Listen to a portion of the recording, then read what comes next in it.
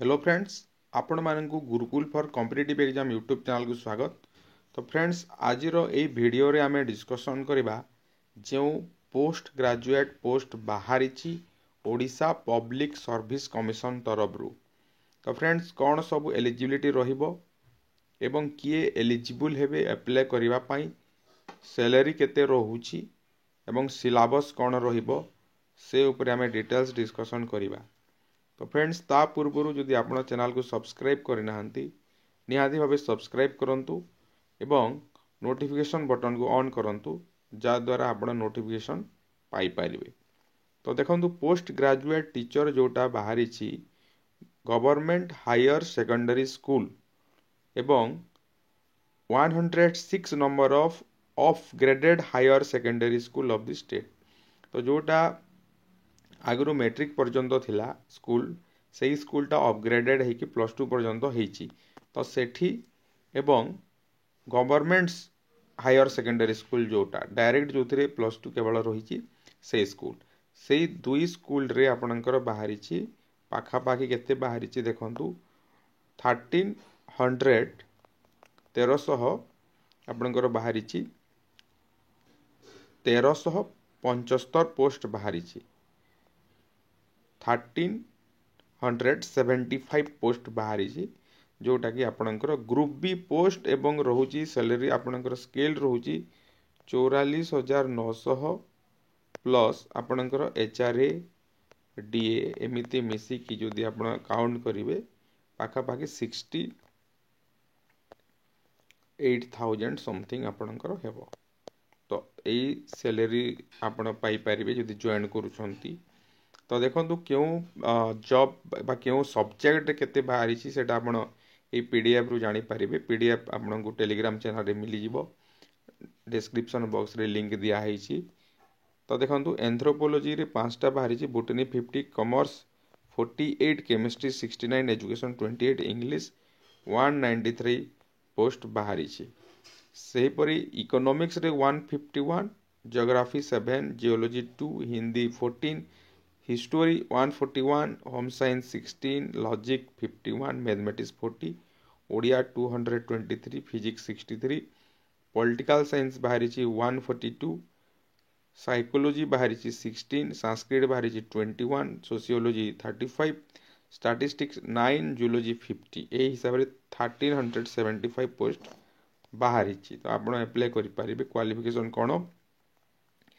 As आपणकर रोचे देखो 21 रु 38, 21 रु 38 एवं जो माने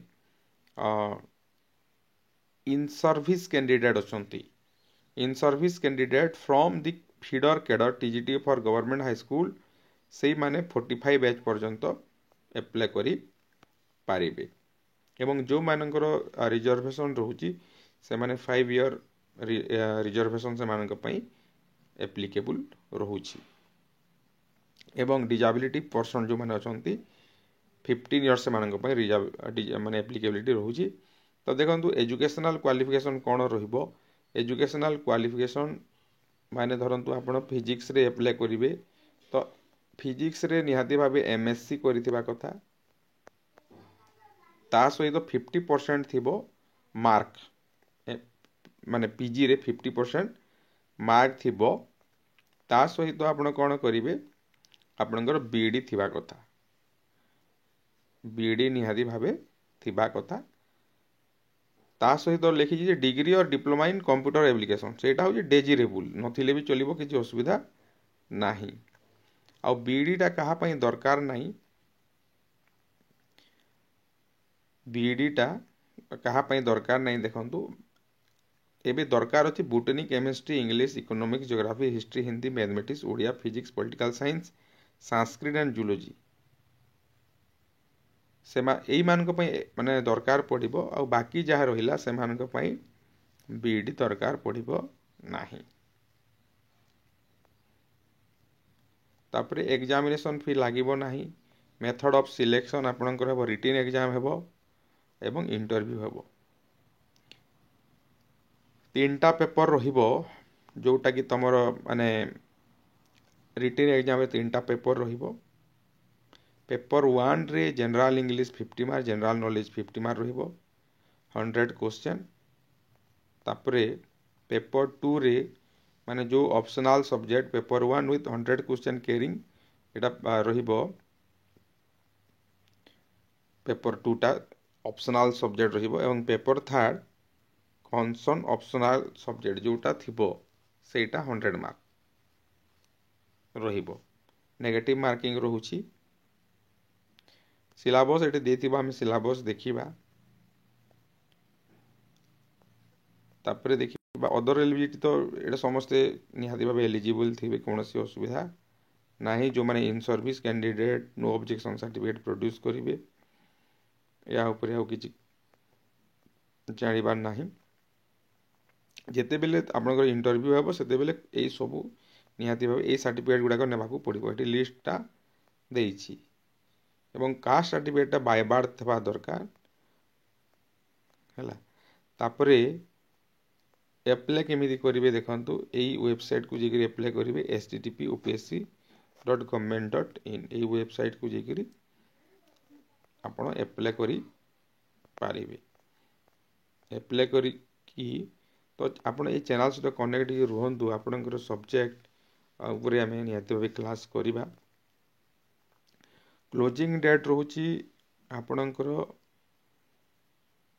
2-3-2024 माने मार्च 2 तारिख पर्यंत एटा रहिबो एवं ओपनिंग डेट रोची 31-1-2024 रु एटा आपणकर ओपनिंग हेबो। 31-1-2024 रु ओपनिंग हेबो।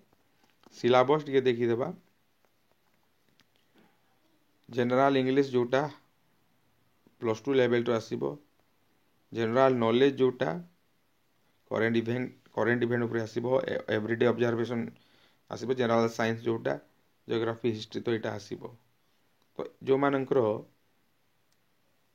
पेपर 1 जोटा एंथ्रोपोलॉजी रो एटा आसीबो देखंतु। एंथ्रोपोलॉजी रोची पेपर 1 पेपर 2 एटा माने एटा एक्चुअली पेपर 2 एवं पेपर 2 हेबा कथा हैला।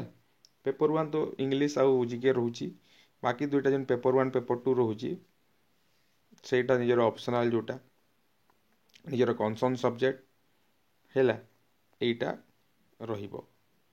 पेपर 2 पेपर 1 एटा निजर सब्जेक्ट। तो एटा जदि आपन दरकार अछि आपण टेलीग्राम चैनल रे जॉइन करि परिबे।